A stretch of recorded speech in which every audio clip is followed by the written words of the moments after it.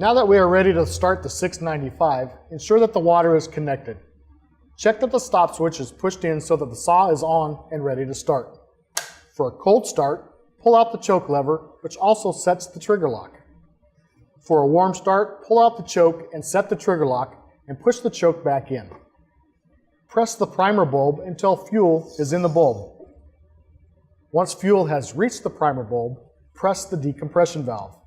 If the decompression valve is not located on the side of the saw, it may be on the top. Ensure that your water valve is turned on with a minimum of 1 gallon per minute at 20 psi.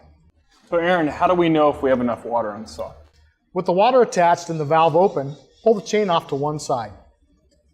If water shoots more than 1 foot out of the guide bar, then you have met the minimum amount of water and flow pressure required. To start the saw, use short, fast pulls. This could be as many as 15 pulls on a new saw. Drop starting any chainsaw is not recommended. On a cold start, when the saw begins to pop or start, push in the choke. If the saw does not start after the pop, use short, fast pulls to fully start the saw. Once the saw starts, depress the throttle trigger to deactivate the high-speed idle and stop the chain. Standing behind the saw, place your left foot on the inside of the rear handle. Place your left hand on the front handle. Use your right hand to pull the starter cord. This is the safest method for starting saws.